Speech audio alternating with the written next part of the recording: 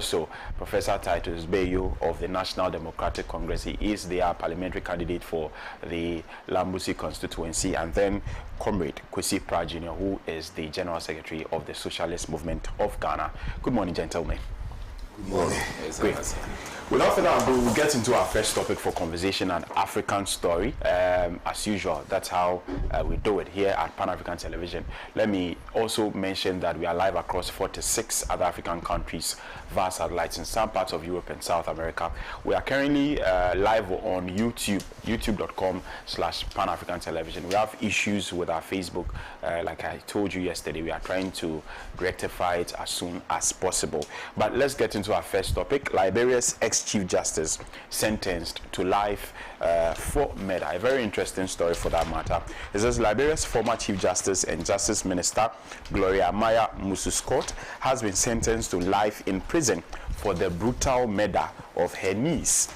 It marks the fall from grace of one of Liberia's most famous judges and politicians who prided herself as a champion of women's rights. Musu-Scott, 70, is now in jail hoping to overturn the ruling on appeal. A judge sentenced the retired judge after a jury convicted her of the murder of Charlo Musu, 29.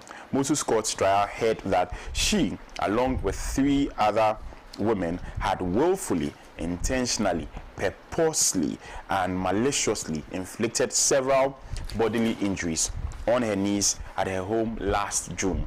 Musu had suffered wounds to her chest, right hand, left thigh, and left armpit after being stabbed with a sharp instrument believed to be a knife, the indictment alleged. The former Chief Justice denied the charge, saying the 29-year-old had been killed by an assassin who had entered her home in the capital, Monrovia. Her arrest came as a shock to many Liberians, and her trial was closely followed, especially as it came in the build-up to December's presidential election. Musu-Scott was a prominent member of President-elect Joseph Boakai's political party and was part of its high-powered legal team, which successfully challenged the election Commission's refusal to allow parties to see the voters' roll. Her relatives, friends, and supporters wept after Judge Roosevelt Z. Willie sentenced her and the 3 other women aged 80, 36, and 20. Local media reported. She served as Liberia's Justice Minister and then as its most senior judge, the Chief Justice of the Supreme Court, until her retirement in 2003. She later entered politics and was a lawmaker in Maryland County until 2012, according to the African Women in Law website. This is the entire story as captured in page 5 of today's edition of the Daily Graphic newspaper. A very, very interesting, very sad story for that matter. I'm going to start with you as usual, Elvis Bota, on this topic. So very good morning once again to all of us, my daddy and my senior brother. Let me take this opportunity to congratulate him both on his victory as a parliamentary candidate for the NDC in the Lambusi constituency, where admittedly he comes across as a major threat to us, the NPP. But we'll scheme our ways out. Let's see how it goes. But I'll be happy if he wins anyway. Let me also again congratulate him on the second bid, which has to do with his recent promotion to the rank of an associate professor at the University of Ghana Medical School. Congratulations, bro. We wish you the very best of luck. But let Baligi go for one more term, then we will support you. Take it. Yes, I think that on the score of the subject and the discussion, which has to do with the conviction of Justice Gloria Maya Musu-Scott, has been a case I particularly elected to follow, because it came rather interesting that a woman of that pedigree who have made her mark at a continental scale when it comes to issues of women in law practice, when it comes to issues of human rights and minority rights, has skillfully carved a niche for herself, relative to the competencies she had displayed in private practice and later in public practice as a state attorney, going to the bench, rising through the ranks to the extent that she rose to be a justice of the highest court in Liberia, and actually proceeded to later benefiting an appointment as the chief justice. You would least expect that such a person would find herself in the wrong arms of the law for no mean an offense than one of the most major indictable offenses, murder, gruesome murder for that matter. It's rather surprising. Apart from these professional feats she made in legal practice, once upon a time, even after her retirement, she would later become the Minister for Justice, in the country. Yes, equivalent to what we have here as the Attorney General and Minister of Justice. And under her watch, we saw how she managed issues of crime in particular, and issues of justice and fairness in a country which hitherto, is renowned as a post-conflict, state, to the extent that the United Nations had to accord her a special award. This is really, really, really very surprising, and I got really very confused when I noticed she was caught up in this. But this only goes to tell us one thing, that nobody indeed is above the law. I get excited with developments like this and with these kind of personalities because it gives hope that in a system such as that, if Africa can begin to marshal our understanding and appreciation of our democratic experiment to allow for critical tenets such as the rule of law to be effectively operable in the manner as has been advanced in the case of Moses Scott, then we can be sure that justice is not entirely for sale.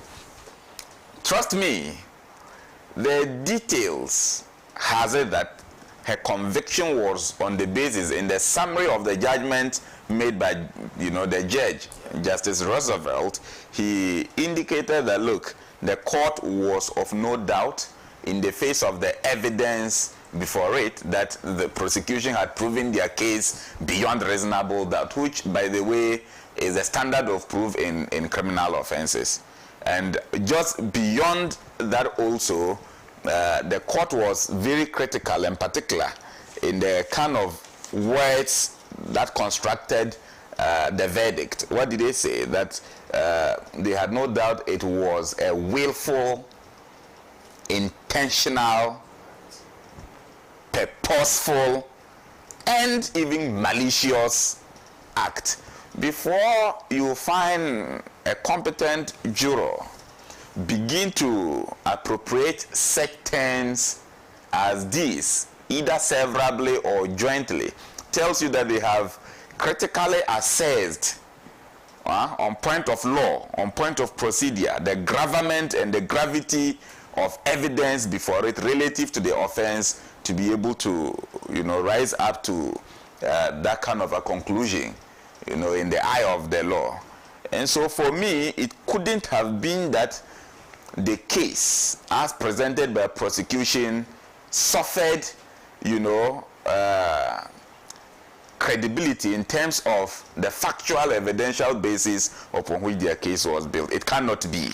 I want to believe that giving the standard of proof in criminal, offenses, the court was particularly circumspect in ensuring that justice is served. Because one critical thing about criminal prosecution is that in the face of many evidences, if there is an iota or scintilla of element of doubt, then the scales of justice are enjoined by law to tilt in the favor of the accused, just so they don't convict you wrongly, given the harsh sentences that accompanies, criminal offenses, if one is to be found culpable and reprehensible under the law. So clearly, I am excited, even though her lawyer, one barrister, Augustine, says he's going to immediately instigate, an appeal against the judgment. I want to believe that his chances will be very slim. You know why?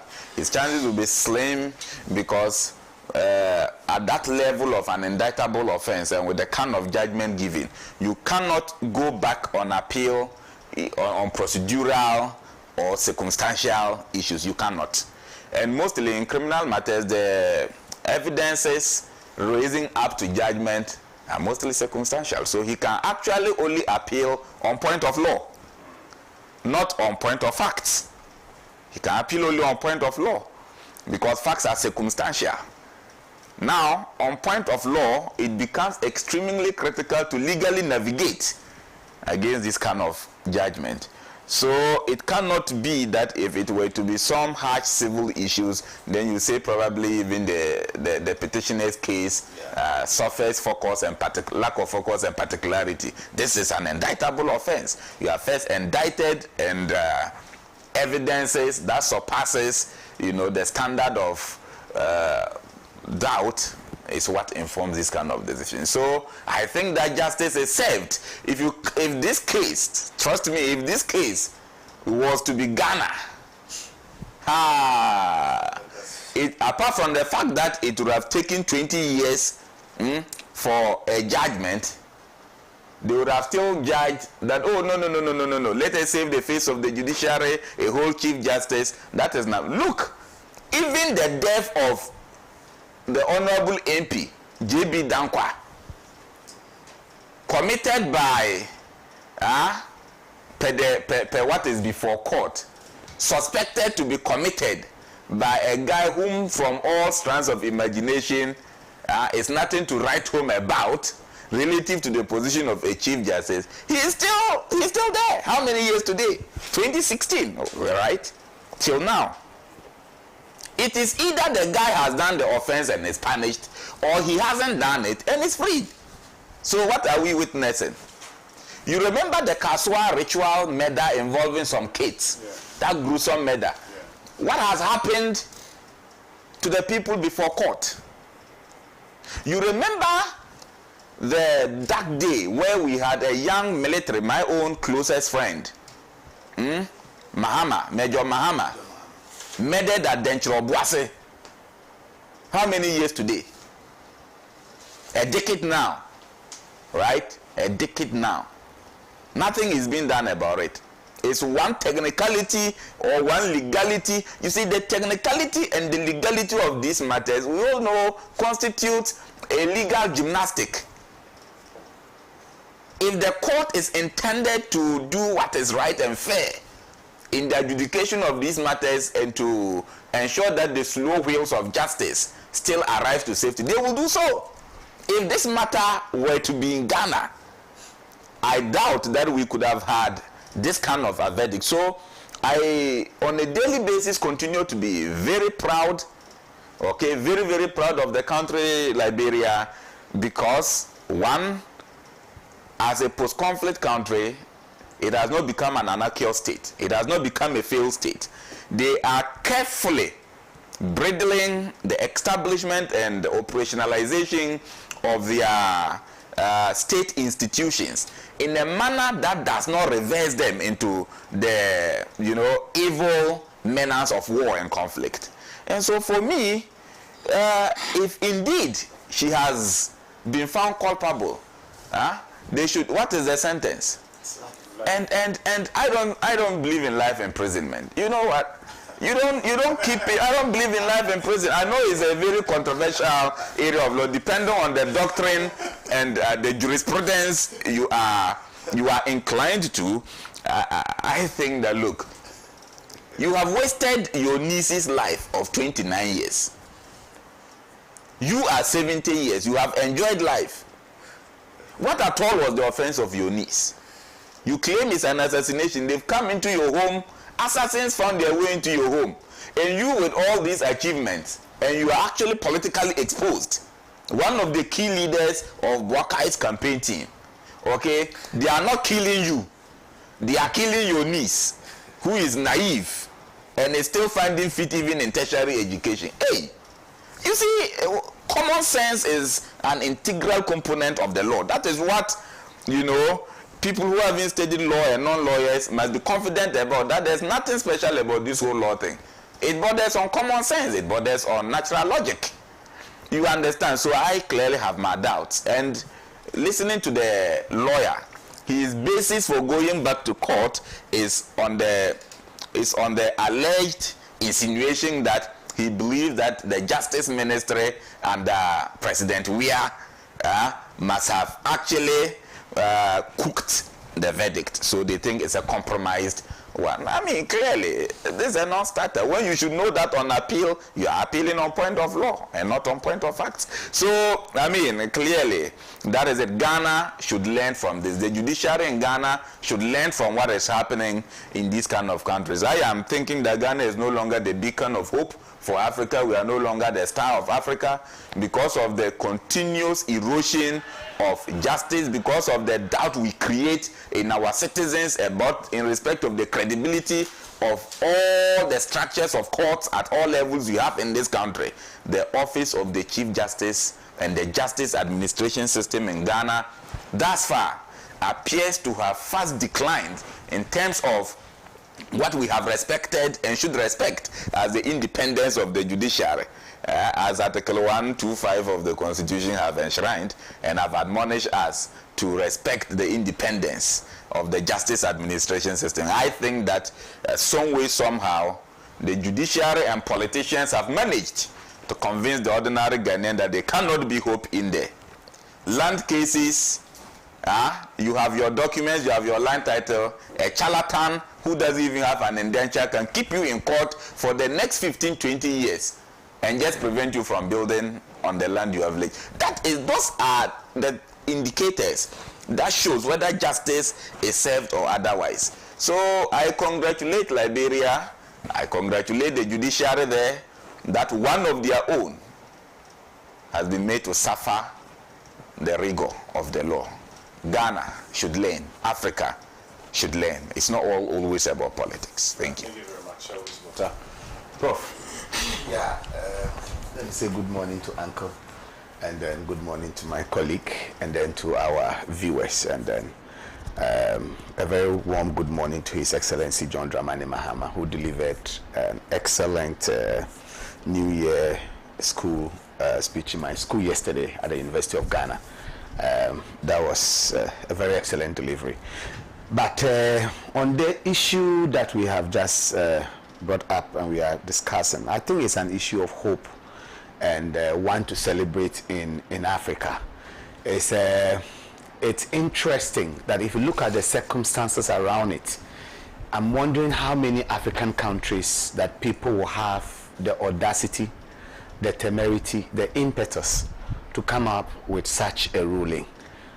Looking at the stature of this woman, as alluded to by my colleague Bota, you realize that this woman is of very high ranking in society. She has gone through the full justice system in Liberia, and the president-elect of Liberia is a close companion of this woman. And you would imagine that under all these circumstances, even the jurors will be scared to make certain pronouncements, but they have looked at the facts before them and stood their grounds.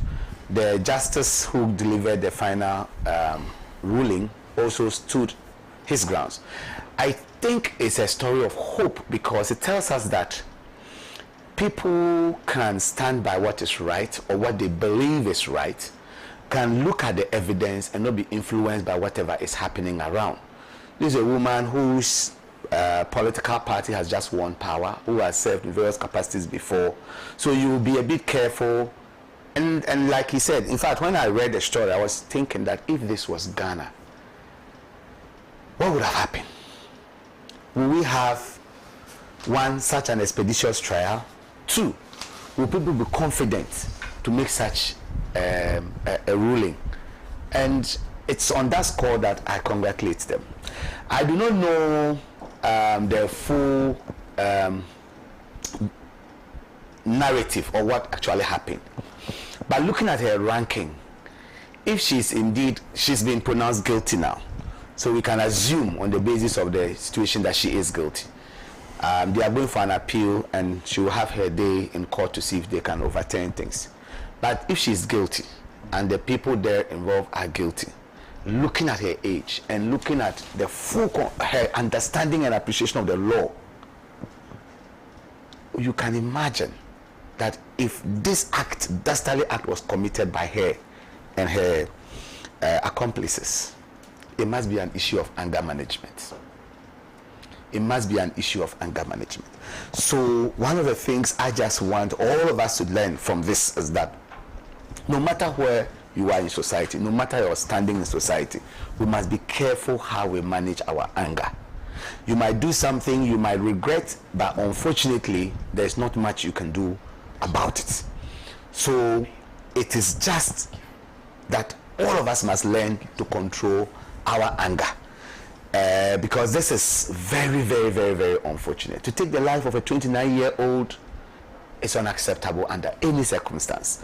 And so the first point I will talk about is that no one is immune from the law, and we should all know that the law in normally functioning societies should be applicable equally to everybody. Not like what we are seeing in Ghana, where people say we are under the rule of law, and they realize that when things happen, people find various justifications. In fact, we'll be talking about one of the issues. I think you mentioned that we'll talk about the assault on the journalists. When we come to that, you will notice how our legal system emboldens people to engage in acts that are absurd, and just because they think they are with the rich and powerful, so they can do anything and go away. So it's unfortunate that we have to be calling on Ghana to learn from Liberia, but I would say that the judicial system of Ghana must learn from Liberia. The judicial system of Africa must all learn from this example of Liberia. Even if this verdict is eventually overturned, I will celebrate the jurors, I will celebrate the justice, and the people who have the confidence to look at the evidence before them and make such a pronouncement. It is not an easy call to make in our normal political system in Africa. So I think that is worth celebrating. But I would just say that in my conclusion on this matter is that as we learn from this, when murder cases are left hanging, it encourages people to think that they can do anything and walk away, which is unfortunate.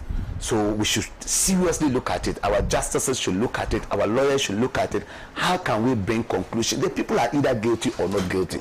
Give a verdict at least.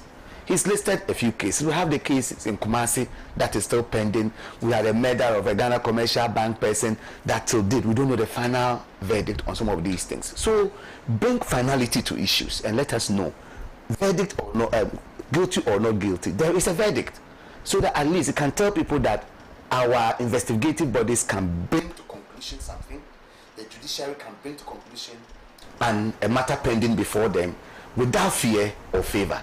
That encourages us to be confident in the judiciary in our country. Yeah. Thank you very much. Mr. Pratt.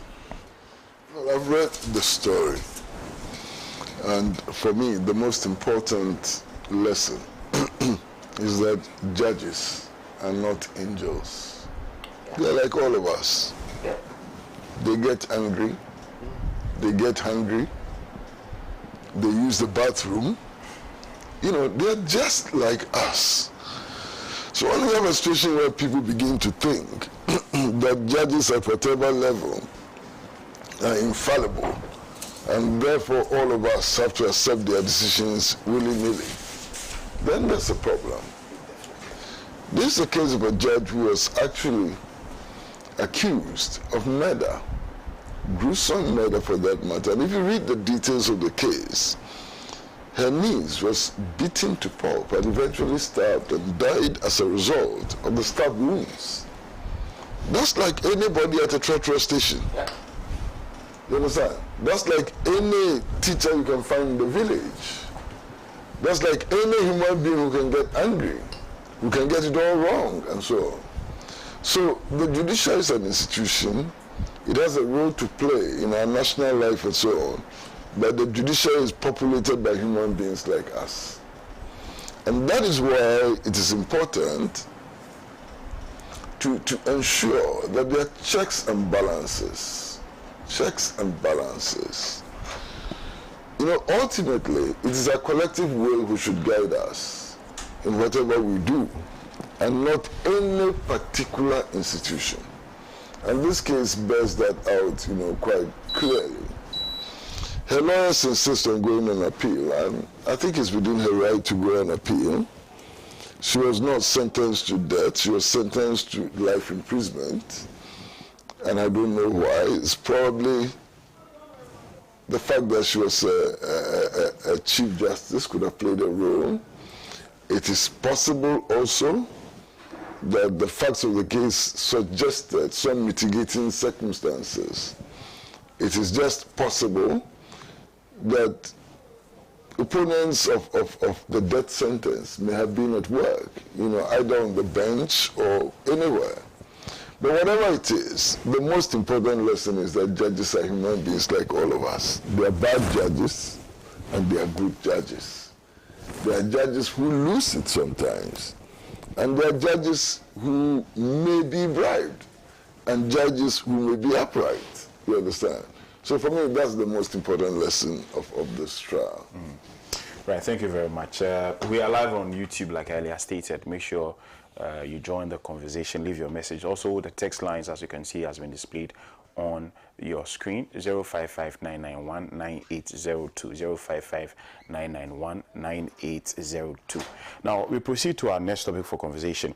NDC fights EC over voter ink. NDC fights EC over voter ink. Now, we do know that the indelible ink has been used for a considerable number of years, and the current electoral commissioner, Jane Mensah, she wants to do away with it, starting from December 7, where we are going to be having the presidential and parliamentary elections. The National Democratic Congress, they are not happy about this move. They feel that we still have issues with our voter register, and the only way where we could verify that someone has voted physically is the indelible ink. In case the machines fail, at least the person will still have the indelible ink on their pinky finger to prove that they have voted or not.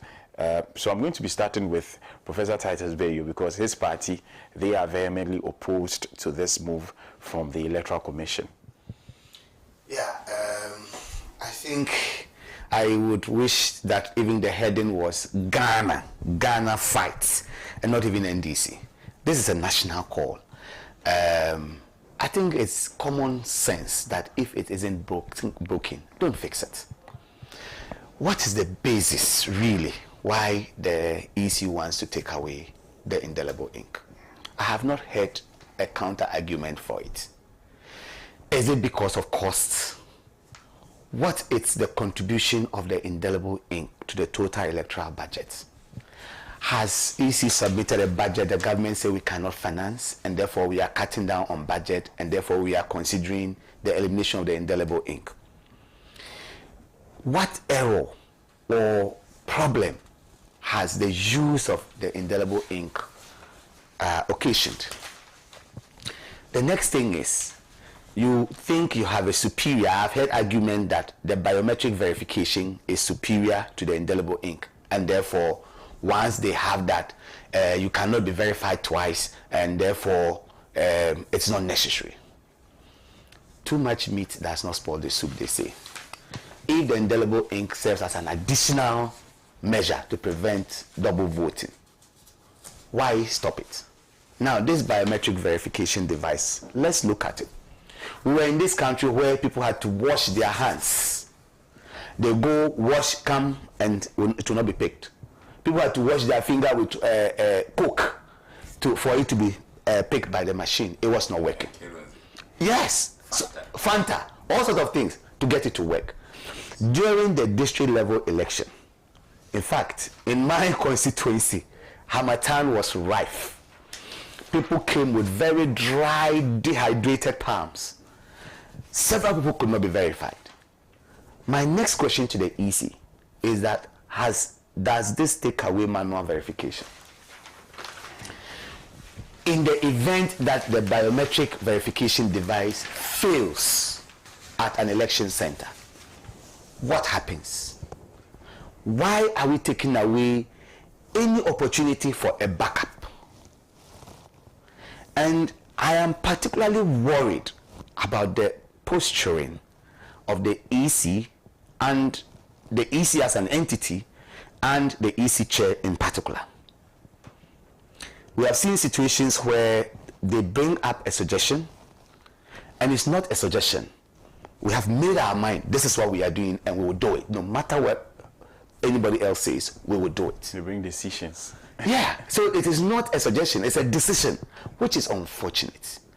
If you are an arbiter in a very important national exercise as election that can make or make a nation, your posturing should be one of accommodating people's views.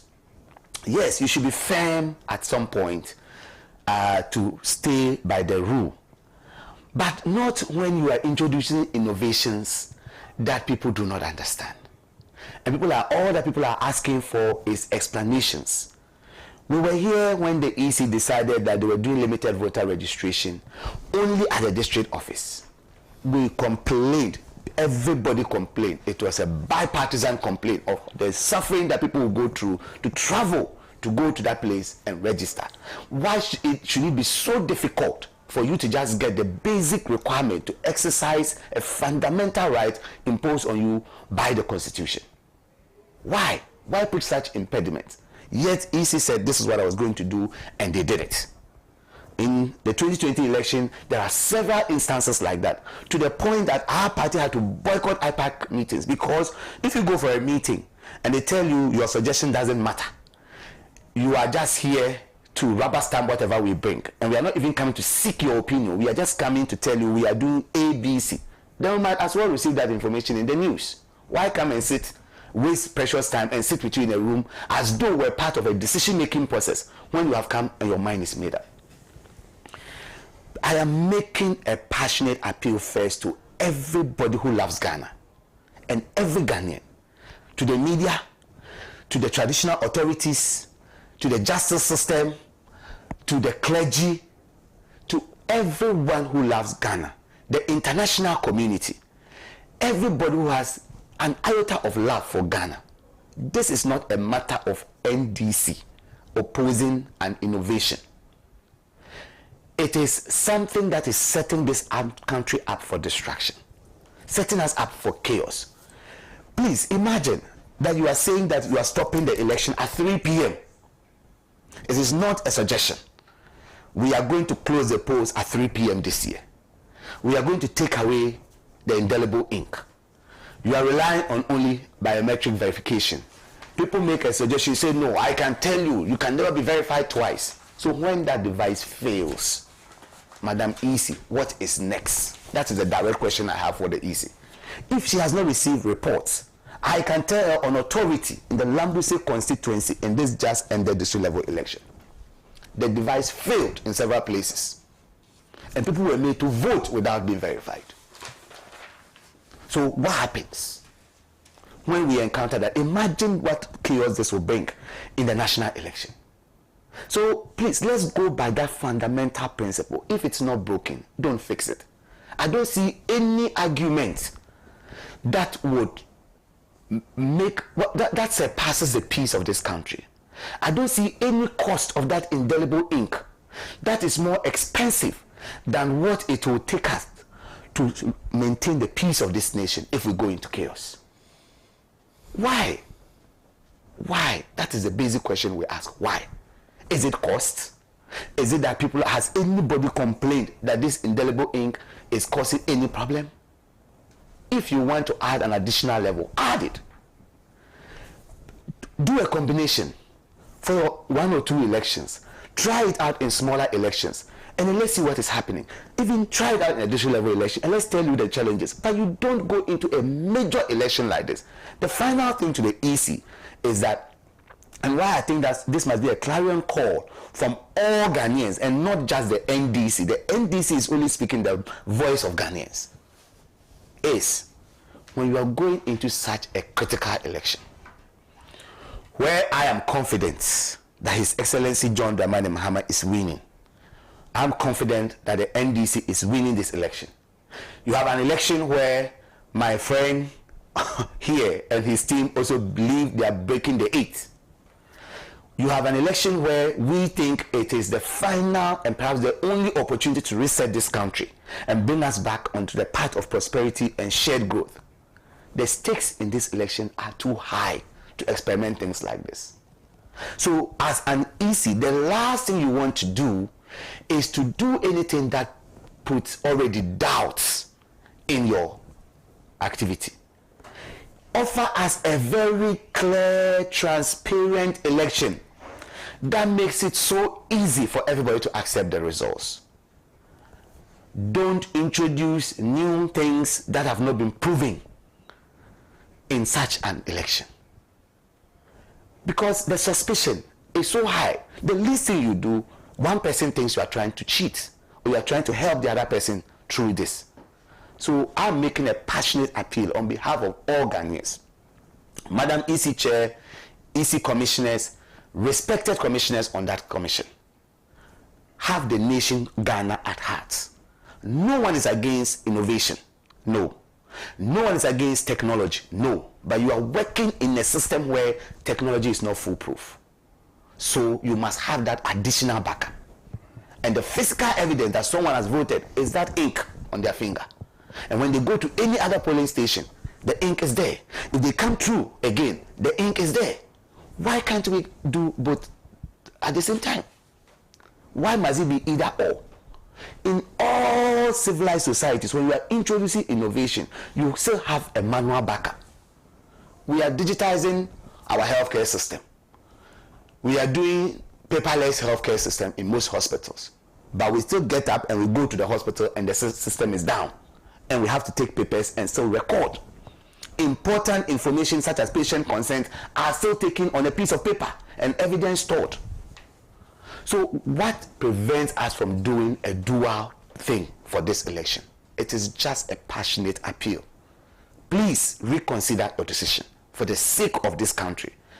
Give a level playing field and make the results very easy to accept by whoever loses this election. That is my appeal to the EC. Thank you. Thank you very much. Elvis? It's a silly application of common sense by the EC to seek to injunct the use of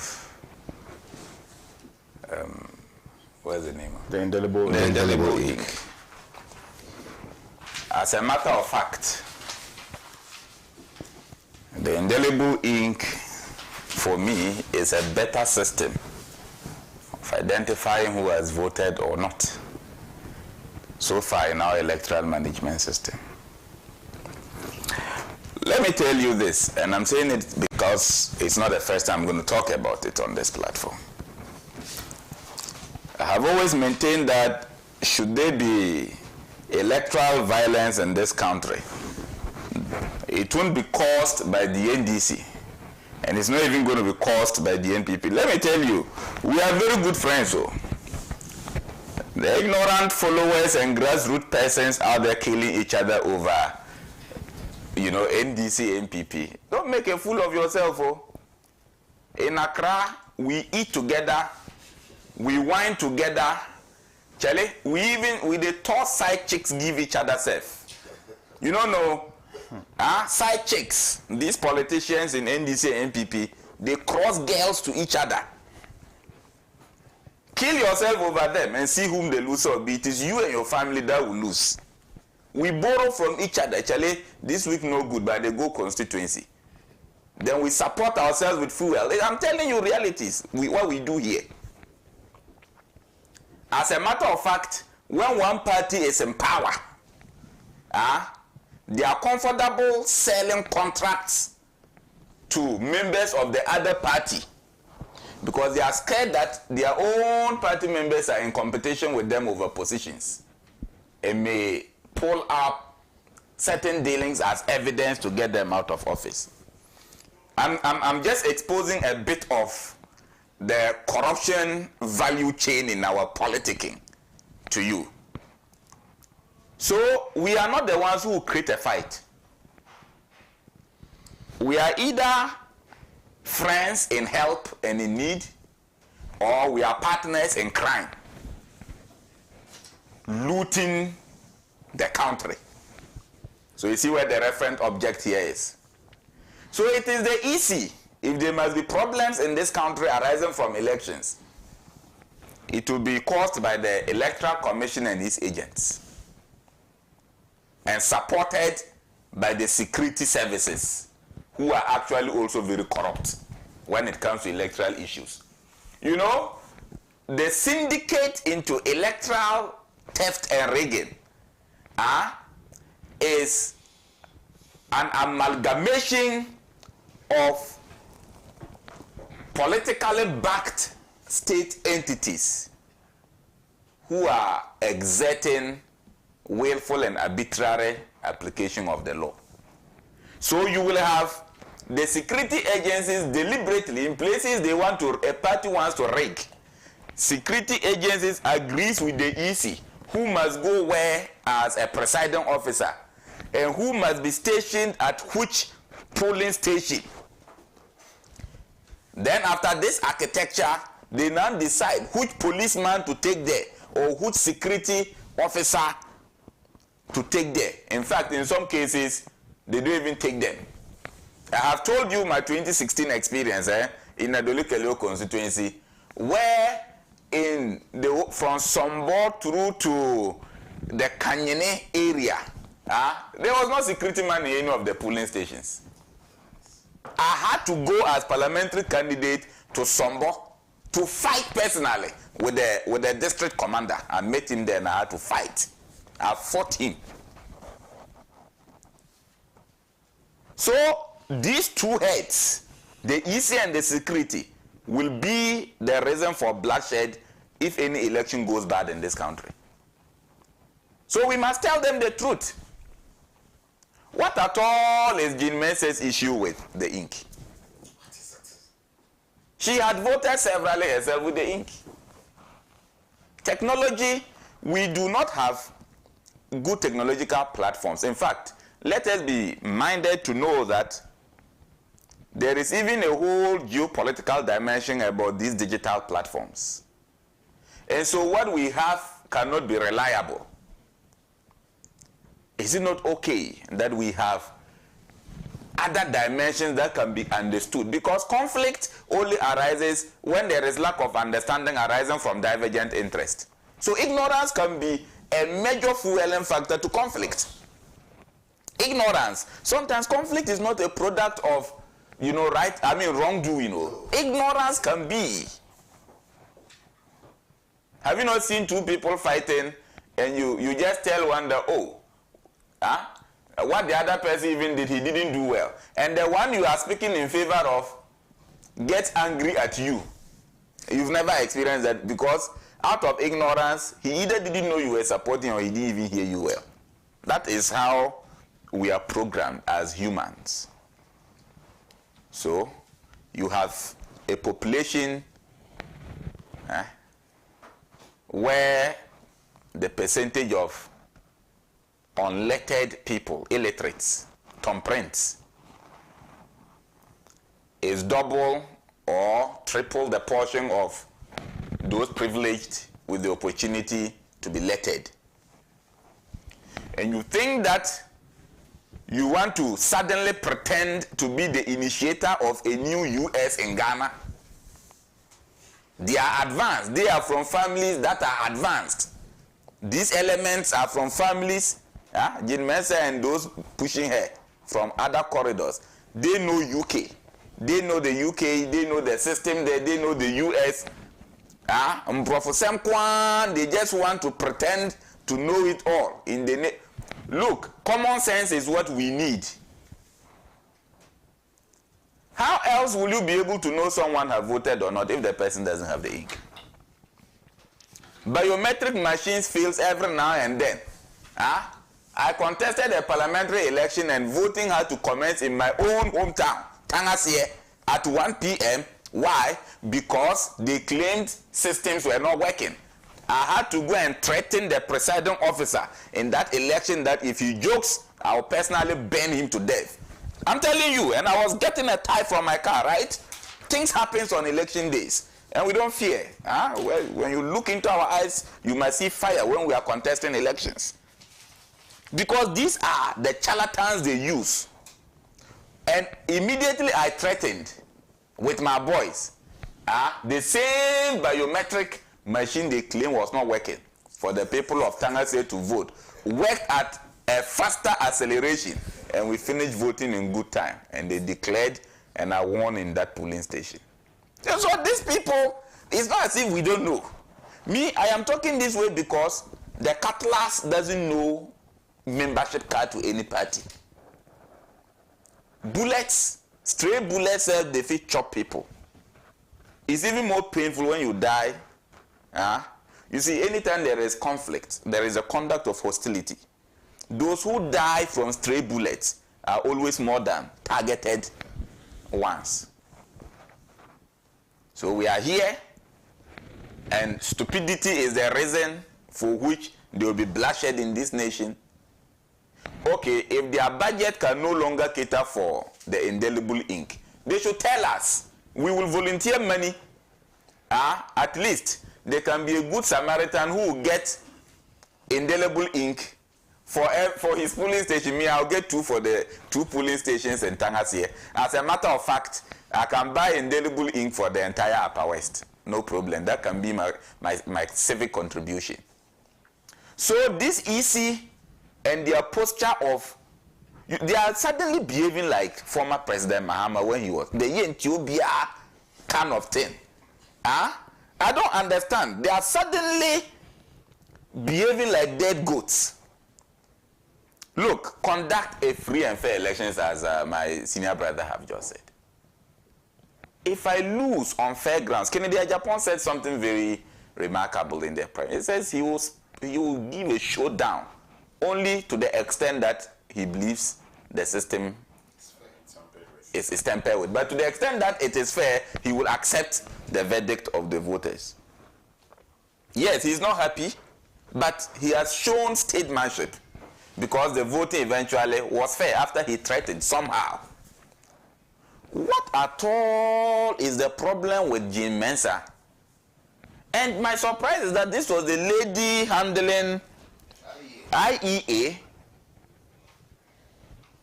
a civil society organization with the interest of peaceful elections at heart, free and fair and transparent conduct of elections. So how can it be that majority of Ghanaians are stupid in requesting for the indelible ink, and you are wise? Only you. You are so wise to the extent that, look, sometimes in our own homes, there's democracy, right? You, the landlord who have provided the money, wants to eat fufu. And that's the time your 8-year-old children will get up and say they want wachi. And you may just have to give up. Yes. Especially if their mother is with them. Why can't Jim Mensah be with us when one of the major political parties says that we are not comfortable with it? By the way, I'm disappointed in my party, the NPP. Why are we silent about it? Why is it that suddenly our thoughts are never at the cross purpose with that of the EC? Coincidentally, we agree. Coincidentally, the thinking programming of the NPP and the thinking programming of the EC seem to be the same. Meanwhile, when the thinking programming of Charlotte Osei was in agreement and in congruence with that of Mr. Mahama, former president, we had issues with it. And it became basis for her removal, even after she still declared us winners. Why can't we, why? Why? Is the presidency the royal preserve of some people? I would have been contesting for these presidential elections if I could borrow 7 years from anybody to be 40 years. But the constitution says because I'm 33, I can't contest. I would have been the flag bearer of the NPP, and I think I would have agreed that, look, let's use indelible ink. I would have won the primaries. Look, the EC should not joke with anybody. The only way we can avoid and limit the numbers of cutlasses and guns, all right, at the polling stations is if we agree with all parties and relevant stakeholders, especially the major ones. Don't go and co-opt LPG and GUM and come and say a majority of the party says, when we know that the majority together cannot make 3%. You debate technicalities. Yeah. They are not wiser than anybody. I mean, voila. Why must we why must we always do this to ourselves? It's not necessary. It doesn't make sense. And I mean, maybe before Senior comes in, look, when he talks about the ignorance and the confusion, picture a scene where you have village folks, 90% never been to school. They don't understand your machine. Actually, they are repulsive even to technology. And they are arguing among themselves that somebody has voted before. Who cares about your machine? You run away and leave the machine there because when they start dealing with you, they can see the somebody's finger. And this is the norm. So you don't get up. So you don't sit in Accra.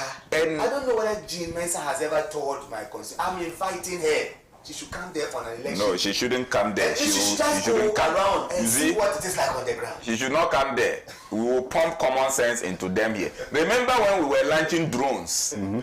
I indicated that I love the ideas of drones, but first of all, to fly common sense to the Jubilee House. Do you remember? I said it on this plan. Yes, I didn't want drones to transport blood and medications. If these drones are transported common sense, first of all, to the institutions and pump a bit of it into the faculties of people privileged to be appointed, in most cases unmeritoriously, we will not have these kind of weaknesses in the system. So, look, we have to use indelible inks. I am part of that call. Let every meaningful Ghanaian resist any attempt to disengage the use of the indelible ink. Right. Till now, we haven't had one bit of sense as justification and what the alternative will be. Alternatives must always be better, right? If alternatives are not better, then they are not worthwhile a policy. Jane, who have worked in London and US, must know this. Right. I am just from Tangasia. Right. Thank you very much. Let me read a few messages before I come to Comrade Pratt. Good morning, Pan-African TV. I believe it's only natural that a wrong is corrected when it's so clear and quite evident to all eyes. Therefore, what happened in Liberia is a litmus test for all those who believe in justice and innate demands. Ghana must wake up to this reality and stop this bias and underhand judgment in our judiciary courts. Look, and he goes on to say that the EC and her boss, instead of Assistant Boss Manasari, are up for something, and I think it's time duty bearers came up quickly to stop her before there is spillage of war and conflict in the country. These messages came from Tombao Charles from Doma Hinkro in the Bono region. Let me proceed to this one, which says that good morning, Pan-African TV. I'm Paul Walker from Hacho. Please tell the EC to be adamant tell the EC not to be adamant on other people and many stakeholders' view. We know that no one ever seizes power with the intention of relinquishing it. Power is not a means to an end. Okay, thank you very much. Okay. This one here also says, my name is Real Ghana. Good morning, Koku and your able panelists watching you live from Lagos, Nigeria. Bless 2024 elections. We, the good people of Ghana, strongly oppose the removal of the indelible ink. EC must be taken to court by the NDC and the remaining registered parties of Ghana. Indelible ink usage has been part of the election process since independence. Why the suspension now? And also, why must the polls close at 3 p.m.? I believe it is strategy by the EC to help the NPP rake and steal the elections. NDC and the remaining registered parties should push back strongly against this ugly situation. People's rights are being trampled upon with impunity by the EC and the NPP government of Akufo-Addo. Is very, very autocratic. Okay, thank you very much, Real Ghana, for your message, and good morning to the people of Nigeria. Thank you for doing the watching. Good morning, comrades and patriots. The most dangerous institution in Ghana to the peace of this country today is the EC, led by the super incompetent Jen Mensah. Believe you me, this woman will run and leave behind her sandals if she plunges this country into violence in December 2024. Justice Ayi from Navrongo sent this message. Thank you very much. Good morning, team. You have a good and wonderful panelist, a very analytical team. You are making us all proud. Thank you. Maulolo sent this one from Accra. Thank you for your message. Let me do this final one before I turn my attention to Comrade Pratt. Good morning, Pan-African TV. Most especially my brother Elvis. You are an inspiration. Justine from Kalio sent this message. Thank you very much. Comrade Pratt. I've been wondering what the Electoral Commissioner wants to achieve. You know, and sometimes it seems to me that what the Commission is doing is just plain recklessness. Here we are, the Commission comes up and says that it's going to close polls at 3 p.m. And I'm wondering, what problem is it trying to solve? What is the problem that the Commission is trying to solve? Has anybody complained about closing polls at 6 p.m.? What is the problem that the Commission is seeking to solve? I don't understand it. That's what to create problems. You understand? Then now, they come up with this weird, absolutely weird suggestion that they are going to stop the use of the indelible ink. And again, I'm saying, what is the problem they're trying to solve? And then somebody from the Commission comes up and says, we want to cut costs. What does that mean? Look, if the results of an election are declared, and the people are convinced that it does not reflect popular will, it can lead to war. What is the cost of indelible ink as compared to the cost of a civil war? What cost are they reducing?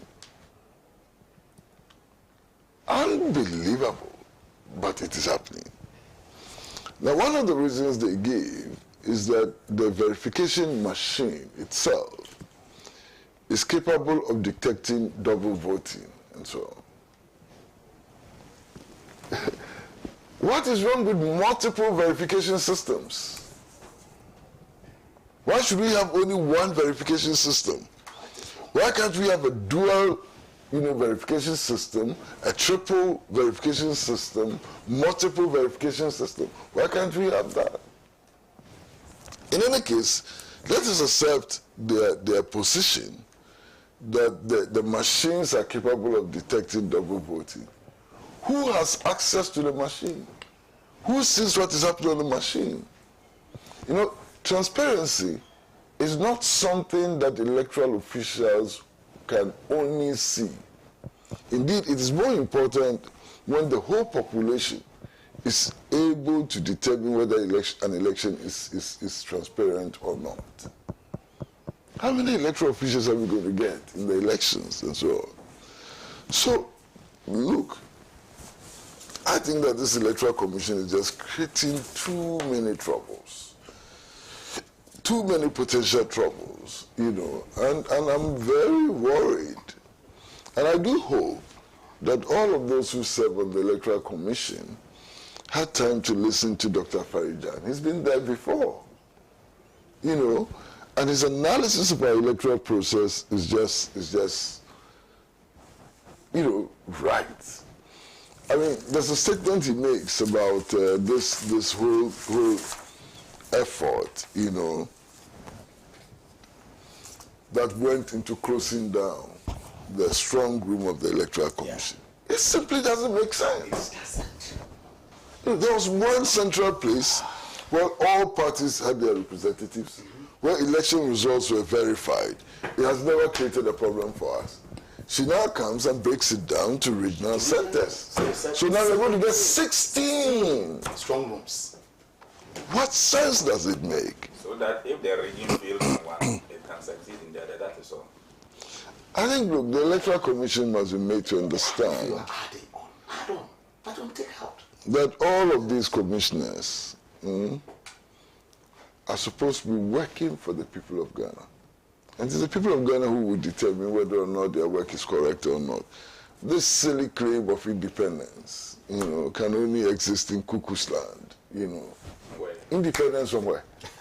Independence from the people who appointed you.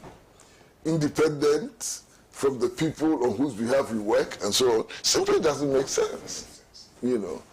So I'm hoping that they will begin to see sense before the people decide to install sense in their brains. Because the people can decide that, look, if you are not going to be sensible, we will make you sensible. The people have a right to do that, you know. And my God, I mean, this Electoral Commission, what is this? What is this? I can't understand all this, you know, rigmarole, all this gymnastics and so on.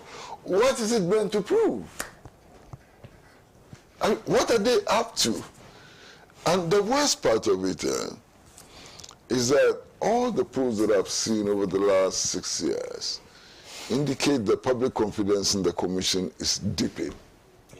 And at the time when it is clear that public confidence in the Commission is dipping, the Commission itself is doing more to erode public confidence. I mean, what is this? I can't believe it. What is this? Well, it's up to them.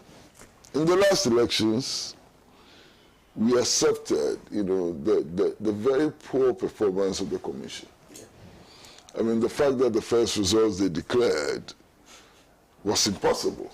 I mean, results which exceed, you know, 100% of registered voters, an impossibility. We accepted it. We accepted the fact that they declared the results about 6 times. We even accepted the fact that the results were declared on a mere sheet of paper, not even on a letterhead, without signature and so on. I think all of this makes them think that they can do anything and get away. Please, it's not possible. This is going to be one of the most crucial elections in the history of this country. And I don't think that we are going to take things lying down, you know. And the earlier they heed the advice of well-meaning persons like Dr. Farijan and so on, the better it will be for them and for the country. And my brother, look, there is something which has happened on the Electoral Commission which I still can't believe has happened and is not being corrected. The appointment of card-bearing party members onto the commission. I can't believe it. If you have and the man himself is still sitting there. He's still sitting there. I mean, he should have left on his own. Yeah. But he's still sitting there. We are all watching. Somebody who vowed on public television to make sure, who vowed on public television that he would do whatever it takes to make the MPP win elections, is sitting on the commission as a member. What banana republic have we been ushered into? Can't believe it. But please, you know, look, as for the poverty, many people have endured it for a very long time. the rising cost of food is something that people are really complaining about, but maybe it can be endured. Rigging elections, or the perception that election has been rigged. Massa, let's leave it here. Right. I'll do a few more messages, then we'll proceed to our next topic for conversation. Good morning, Pan-African TV and all the panelists. Uncle Pratt, I wish you a happy new year. See, this EC is just being stubborn and doesn't want to listen to anyone. She's planning to skew the elections in favor of the NPP again, which we as concerned citizens won't allow to happen. We are sick and tired of this brouhaha. If Jane Mensah likes, she should try that mess this time. God bless you, Elvis, for being assertive on issues of national interest. Country first. Thank you, Mike. Fafa from Nkwenta in the OT region. Thank you very much, Fafa, for your message. Good morning, Pan-African TV. I now think there was a need for the EC chair to mount the box for cross-examination during the 2020 trial at the Supreme Court. I strongly believe something is wrong with this present commission. Jacob Gill from Nigeria sent this message. Thank you so much. I enjoy your discussions very well. The absence of the indelible ink is a sign of rigging elections and plans to create chaos in the December polls. Kwejo from Winchi, you proceed to say that I want to tell the NDC and the other parties that Ghanaians are fed up with the NPP. We are seeking for change of government, but if NDC and the other political parties sit down for the elections to be rigged, we Ghanaians would not forgive them. Kwejo from Winchi, thank you very much for your message. Good morning to you and your guests. As for the Electoral Commission, it is better not to talk about them. I have never seen an EC which is involved in disenfranchising Ghanaians, eligible voters, instead of educating Ghanaians on their rights to vote. Mohammed Abubakar Sadiq from Tamale, thank you so much for your message. Good morning, Koku. Please greet Uncle Pratt for me. Ahem from Tamale, his friend. You sent this message. Thank you so much, Ahem, for your message. Good morning, my good people of Pan-African Television. Keep doing your good work for Mother Ghana and her citizens. The AC are a joke and they are playing with God and fire. The NPP is planning something evil with the AC. They should know God has received them from, has taken them from office and power. Okay, thank you so much for your message. Let me read this final too. Good morning. Interesting topic with interesting conversation. The EC has been a bomb since 2019. Please, okay, thank you very much for your message there. Let me remind you once again that we are live on YouTube, so if you can't watch from the comfort of your homes on your television sets, alternatively, you can do that on your phones. Just log on to youtube.com/Pan-African Television. We are streaming live.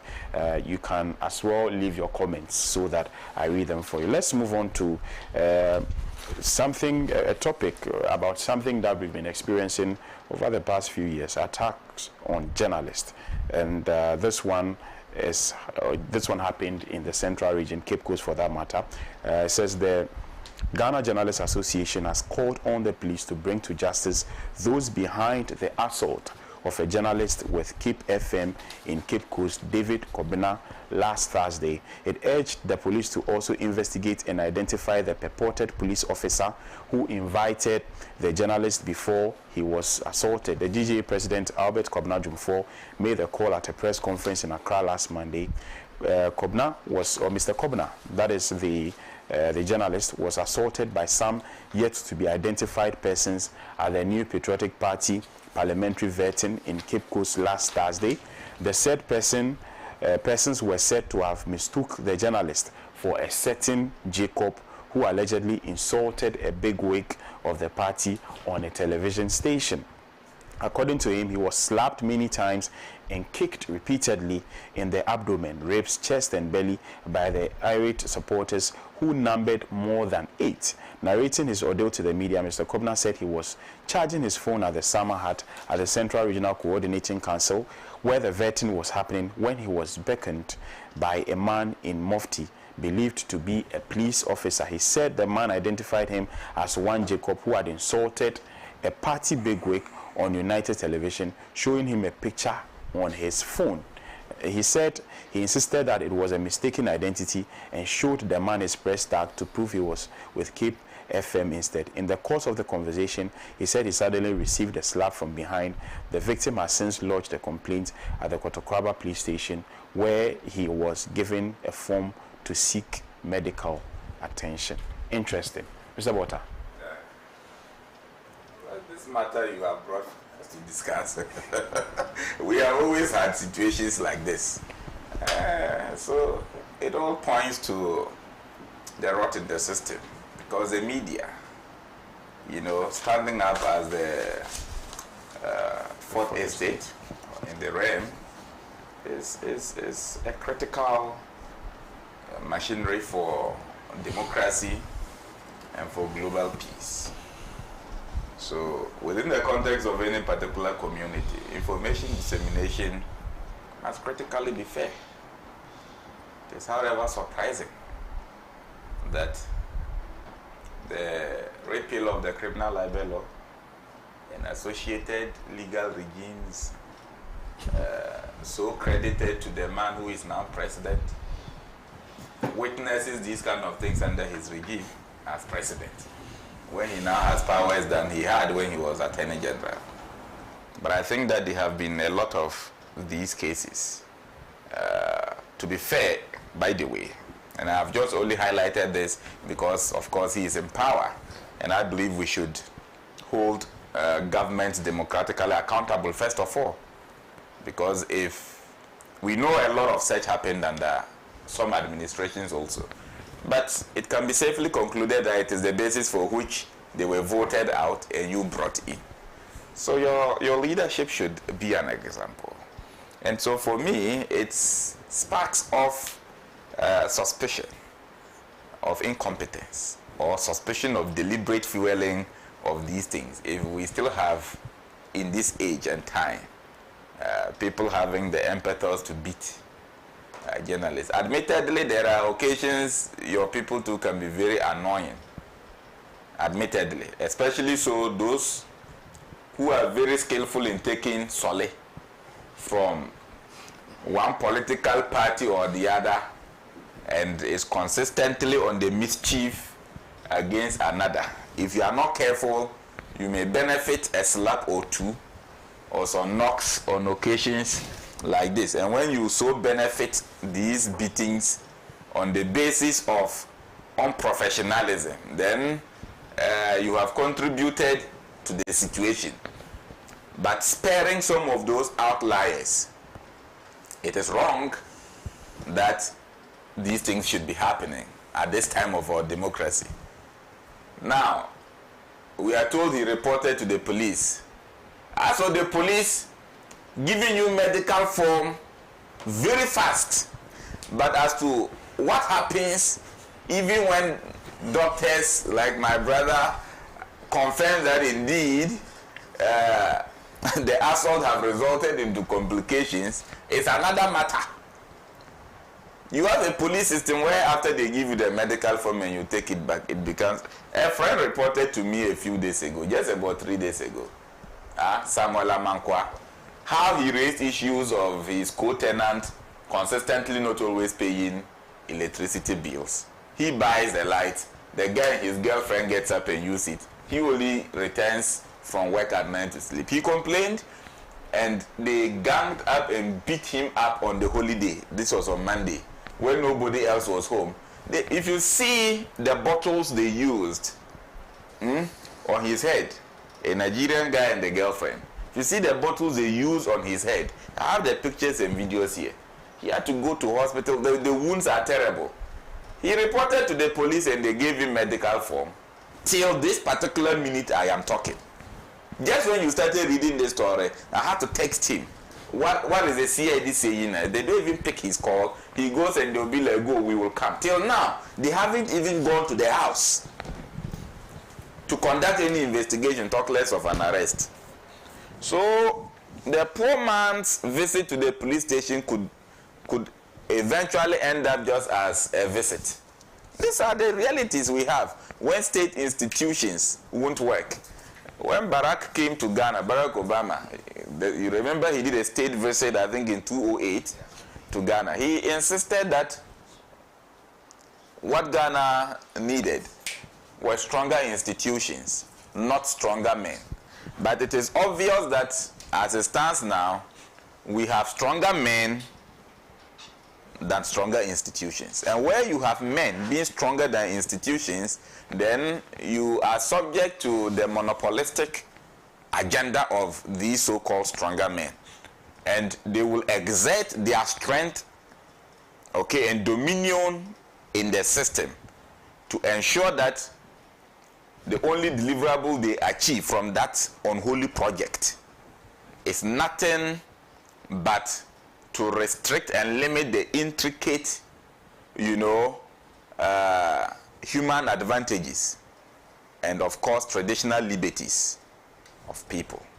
I think that we still have a long way to even begin if these things are still working. Let me state that in this country, corruption have empowered people to be so powerful that the rest of us are relegated into sloganeering. Hey, Bosu Bakupe, Chairman one, Chairman do all, Chairman talk and do, Chairman say and do, Chairman walk the talk. This is how sycophants behave when they see our politicians. Without us doing anything, they just start calling us names. Okun come one. Are you getting it? This is what is happening.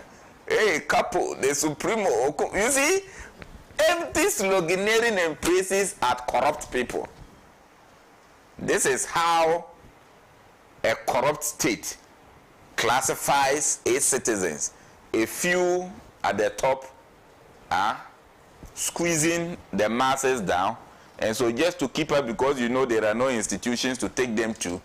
In this country, you can just be there because somebody has links in politics, gets up and decide that your piece of land which you have built with the roofing, he wants it for a filling station, and the next day it is his. That is why sometimes I encourage people, that even I put aside my apostolic mandate and encourage people that in such circumstances, if the law will not work and you have a potent shrine in your village, go there. Go and deal with him if you have a potent shrine in your village, go and deal with him there. If you deal with him there and it works, at least it's a better system of justice than going to police who themselves you can't trust, will do the right thing. Sometimes not because they are not willing, but because the same powerful person exerting force against you is pulling some, strings against these constables and lance corporals who are also trying to protect their 3,000 Ghana cedis a month. He should heal his wounds, and if he's lucky, fine. But you see, these things are now even more rampant. And where some of us need to be rampant was when we noticed that the GJA, Ghana Journalists Association, it started slowly and gradually and cumulatively ended up becoming a toothless bulldog that cannot fight the cause of its members. I don't know whether the status is better now, but the last time I checked, the GGA was, in my estimation, one of the most useless, labor organization in the country. And it didn't just happen. It is the product of well-bridled political targeting to break the front of the GJA. So somebody wants his V8 to drive, so he pleases the government. And at some point I was suspecting the Ghana Medical Association to be suffering these kind of things.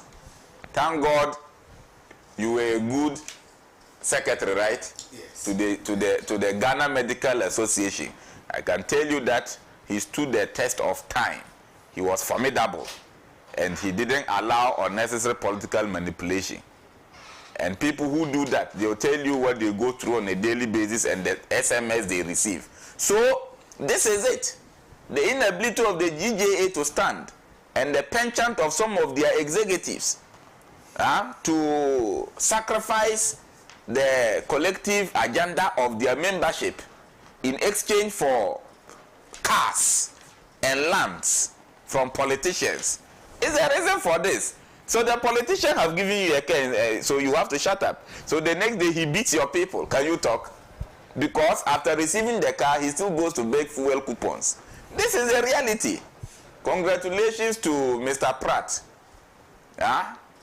They revolutionized the system for journalism, and they didn't do the kind of silly media practice the younger generation is doing today. I know there are a few credible ones, but the majority of you have become something else. The ladies have become slave queens. They are competing over people's husbands. In some cases, they accuse each other. So I'm not the one saying it. You hear them openly accusing each other over people's husbands and who has been able to acquire a Range Rover or the other. So what should we do? If your fronts are broken, Charlie, you know, be beating, you go chop. Because they no say them give you one and nobody they will go fight give you. You know be so. Nanyan. Thank you. Prof. Yeah, I think this is a very sad story. Very sad story. Any form of attack on the media is condemnable, it's unacceptable, and it's taking us back into the culture of silence, and it's become one too many, especially under this administration. Admittedly, it happened in the previous administrations as well. The frequency with which it's happening and the brazen nature of it is what is worrying. And I read from the this is the business analyst, and the story alludes that these people were wearing branded T-shirts with Honorable Mavis Howard Kumsin, the member of Parliament. And at some point, I've seen another item that he denies any form of involvement with that. Never accepted. Yeah, but you see, things don't happen in vacuum. And when one thing happens and it is glorified, people get the courage to do more. So if you look at the nature of attacks that we are seeing now, it's like, I don't know how to put it. Journalists have been abused by the police. We saw a Joy FM multimedia journalist being abused at the police headquarters. We've had a live show in UTV, people go in there and do an attack, and what happens? How many people are jailed for such a thing? This same honorable member of Parliament, who was notoriously known to be gun wielding in the last election, there were gunshot fired that he claimed that he fired them. What has happened to it? People said his boys fired them, nothing, he fired them, whatever. So you see, when you have a system where people know, I mean, a young party, let's say foot soldier, once told me that, dog, as for me, when I'm doing something, don't follow me. I say, what's the issue? So, this whole play, I don't want to mention the locality. Any police station I go, I walk away. I said, seriously? He said, yes. If I go there and I mention this person's name, just one call from the person back, I'll be out of the place. So if somebody's walking with this confidence that the law cannot deal with him, he's above the security system, these are the kind of things that will happen. Granted that this was even a mistaken identity, even if it was correct identity, that's insulting the member of Parliament or a high-ranking member or a minister. Even the president has been insulted. Does that warrant beatings to this nature? Where is the law?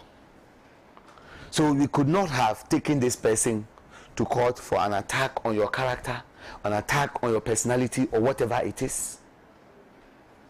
And one thing I have noticed under this government, and I might say some has happened, but under this government in particular, you have a president who comes out as a human rights lawyer, who has done kumupreku, who has done all of that to justify being given the position by Ghanaians.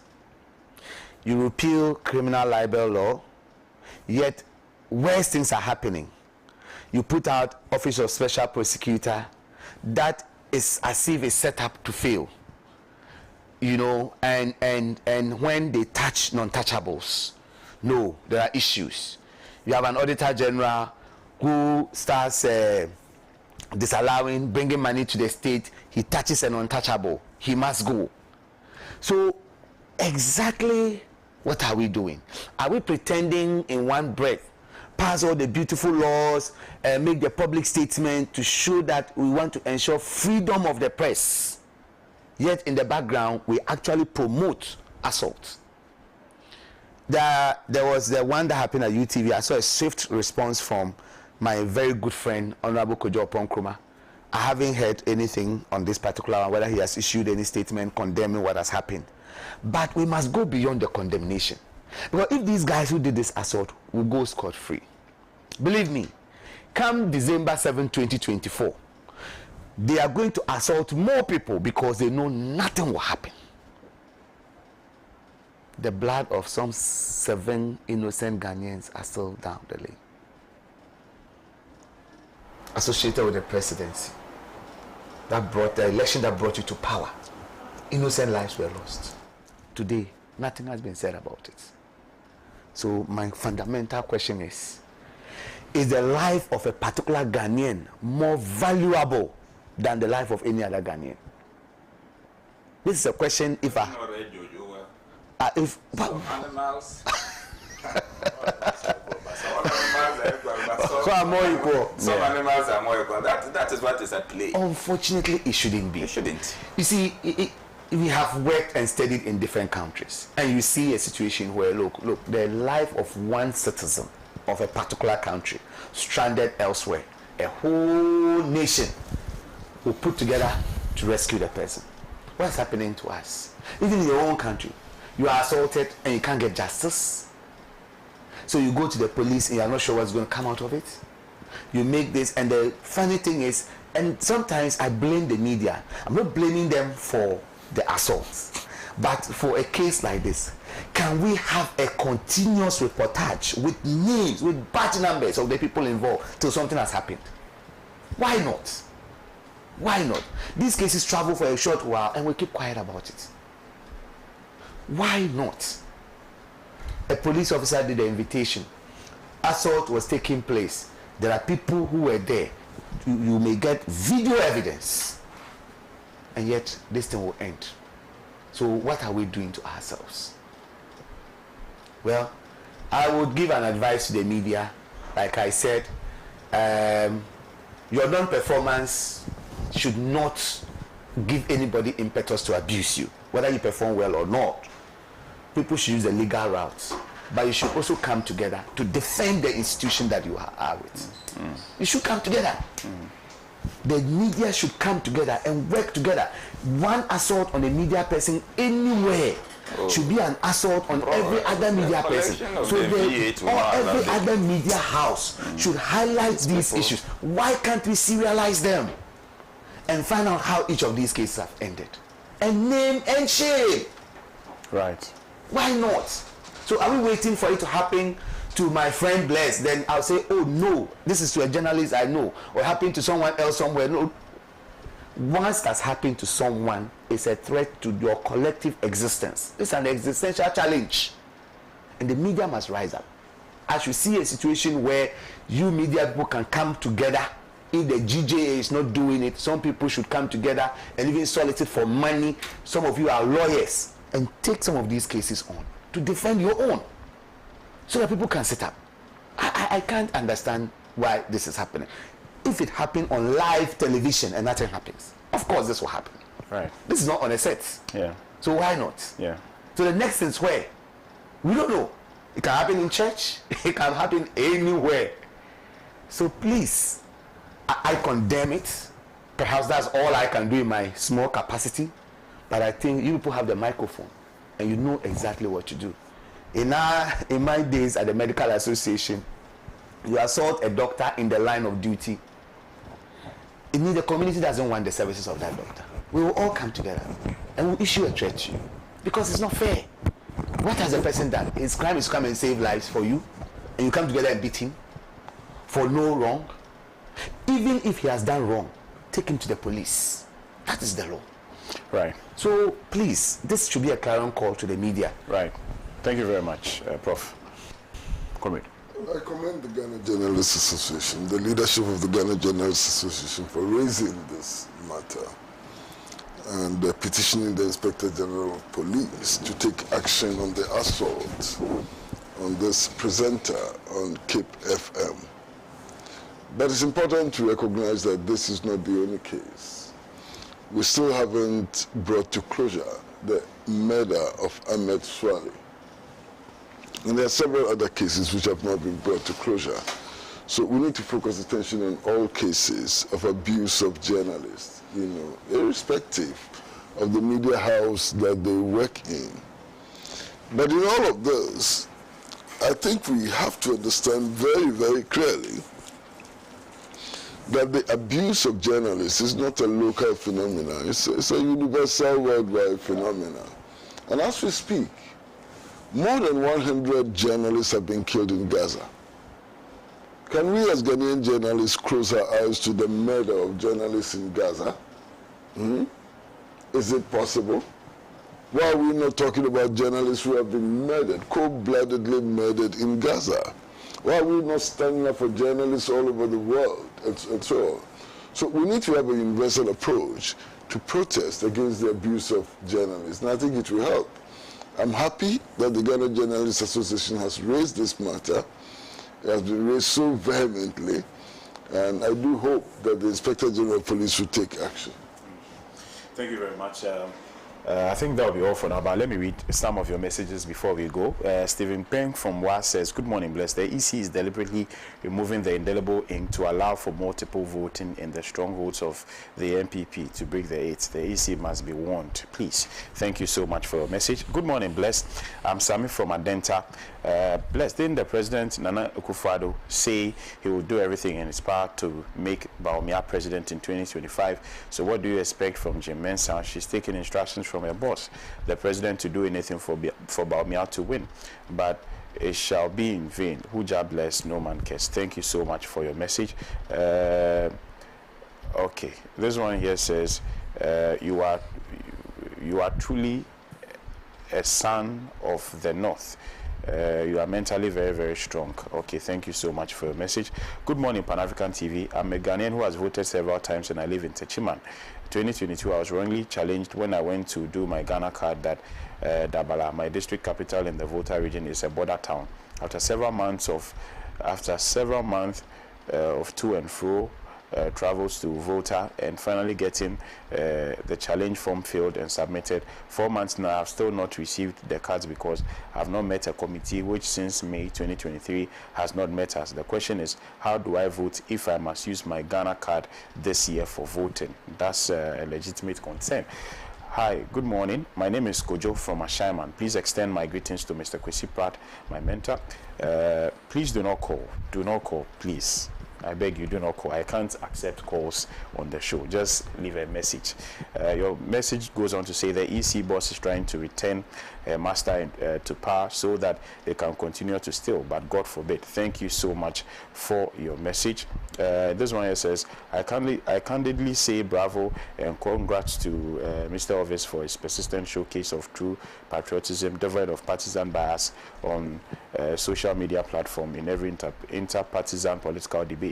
He has indeed all the moral stature of the Dagatis, who were the majority of my alumni in former WATTC in northern Ghana.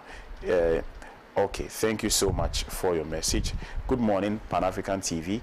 I disagree with the EC to close polls at 3 because it will disenfranchise a lot of people. This one came from Penny Gabriel from the Lambusi constituency. Regards to Elvis Bota and Honorable Titus Bayo. Thank you so much for your message. Watching you live from Buife in the Savannah region. Thank you so much. And this one here also says, good morning, I'm Abdul Razak from Tamale. Please greet Uncle Kwesi and tell Elvis to give me his phone number. Okay, he mentioned his name as Abdul Razak from Tamale, right? Okay. Ghanaians must boycott the elections if the EC ignores their call. Abbas from Adabraka. Thank you very much, Abbas, for the message. This is a very long one, but I'll try to keep it short. Good morning, Bless, and your able panelists watching you live from Nigeria, Lagos. Okay, I think I've already read this one. My name is Kweku Bawini, a retired career diplomat, intelligence operative, and principal security analyst for the National Security Council of Ghana. I last met with Comrade Pratt at the point located at Temanungwa Junction in 94, 30 years ago. He's as well left his number. He says, I would love to speak to Mr. Pratt on phone. I live in Wa, and he should kindly let me know when he is coming to Wa. Right. Mr. Pratt was in Tamale recently. I don't know where he will be going to Wa. This one here says that politics is like Luto. You didn't add anything else. Good morning to you all. Bless. Please sincerely thank Elvis Bota for his wonderful demeanor. My name is Jefferson from Kumasi. Right. Thank you so much. A lot of your messages are still coming in, but unfortunately would have to end the program. I want to thank Elvis Bota for his time this morning. Also, Prof. Titus Bayo. It's been an interesting conversation, and Comrade Kwesi Pratt for always holding it down for us on Thursday mornings. It's been a pleasure. And to you at home for doing the watching, we are extremely grateful. Let me also extend felicitations to Afrique Men Couture.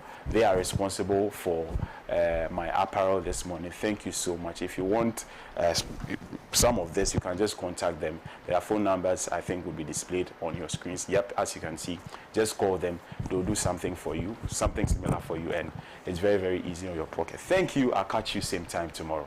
Bye-bye.